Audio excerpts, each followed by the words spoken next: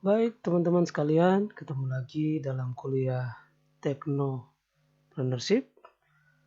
Kali ini saya akan menjelaskan bagaimana caranya menciptakan ide bisnis.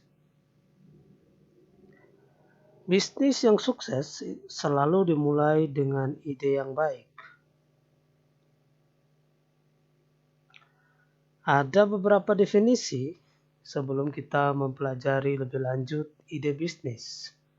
Ide bisnis adalah gambaran singkat dan tepat mengenai bisnis yang hendak didirikan atau yang hendak dijalankan. Ide bisnis merupakan bibit dari bisnis dan dapat disebut sebagai pemikiran yang muncul untuk menciptakan bisnis. Ada 4 poin untuk mengembangkan ide bisnis kita. Yang pertama, apa produk kita, barang atau jasa. Kemudian yang kedua adalah kepada siapa produk tersebut. Yang ketiga adalah bagaimana produk atau jasa tersebut. Lalu yang keempat adalah kebutuhan apa yang akan dipenuhi oleh produk yang kita hasilkan. Untuk bisa menciptakan ide bisnis, kita perlu beberapa hal. Yang pertama adalah brainstorming atau sesuatu yang terpikirkan oleh kita.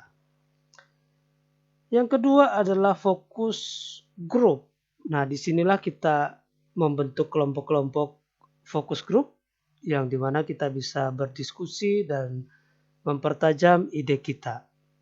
Yang ketiga, kita bisa mencari dan membaca berbagai hal di perpustakaan dan juga di internet. Yang berikut adalah kita bisa melalui Dewan Penasihat atau Customer Advisory Board yang dimana mereka punya list atau punya daftar permasalahan yang dihadapi customer yang dimana mereka akan mencoba untuk menyelesaikan masalah-masalah tersebut. Lalu yang terakhir adalah Customer Service Board. Nah, di sini adalah tempat di mana para pelanggan akan mengeluhkan berbagai masalah yang mereka hadapi terhadap sebuah produk. Nah, disinilah kita akan mendapatkan banyak ide untuk membuat sebuah bisnis. Karena di sanalah kita akan menemukan berbagai masalah yang sedang dihadapi oleh customer dan kita mencoba untuk mencarikan solusi yang tepat untuk menyelesaikan masalah tersebut. Nah, supaya kita dapat bisa memilih ide, ada 3 hal yang dapat kita perhatikan. Yang pertama, ide bisnis kita atau your business idea.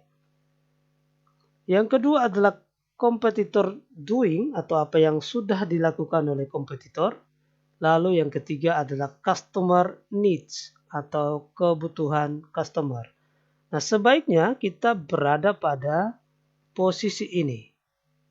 Posisi di mana produk yang kita hasilkan itu belum dikerjakan oleh berbagai kompetitor, tetapi langsung menjawab kepada kebutuhan user. Itulah ide yang sangat baik atau great idea. Kalau ide yang baik saja adalah ide yang bisa menjawab kebutuhan customer, tetapi juga sedang dikerjakan oleh kompetitor. Nah, kita sebagai pemilik ide akan menggunakan komponen-komponen lain yang tidak dikerjakan oleh kompetitor atau kurang baik dikerjakan oleh kompetitor. Sehingga kita memiliki ide untuk memperbaiki apa yang sedang dilakukan sehingga produknya menjadi lebih bagus. Nah, sebaiknya Anda menghindari ide-ide yang buruk atau poor idea, yaitu ide-ide yang sudah dikerjakan oleh kompetitor yang ini, atau ide-ide yang menjadi kebutuhan customer tetapi sudah dikerjakan oleh oleh kompetitor, sehingga kita tidak memiliki kesempatan lagi untuk mengerjakan ide itu kecuali kita memiliki solusi yang lebih baik dari yang telah dikerjakan oleh customer. Jadi sebaiknya kita menghindari dua area ini. Ya. Paling baik adalah kita mengerjakan ide yang langsung menjawab kebutuhan konsumen, menyelesaikan berbagai masalah yang ada pada konsumen, dan belum pernah dikerjakan oleh kompetitor atau perusahaan-perusahaan yang sedang melayani konsumen. Nah, ada beberapa tips yang dapat dikerjakan oleh kita. Yang pertama adalah kita pilih ide yang konkret. Ya, tidak boleh abstrak atau tidak boleh tidak jelas. Kita harus memiliki ide yang konkret. Konkret menyelesaikan masalah yang dihadapi oleh konsumen.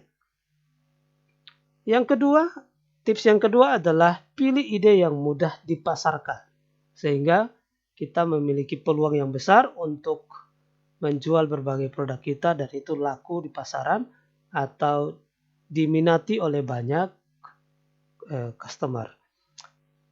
Yang ketiga adalah kita memilih ide yang sesuai dengan karakter kita. Supaya kita memiliki passion yang kuat dan punya minat yang besar untuk mengerjakan ide-ide tersebut sampai tuntas.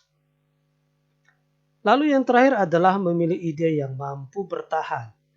Ya, kita perlu memikirkan ide yang terus-menerus berjalan dan terus-menerus dikerjakan secara berkelanjutan sehingga dapat menghasilkan keuntungan yang besar di masa yang akan datang.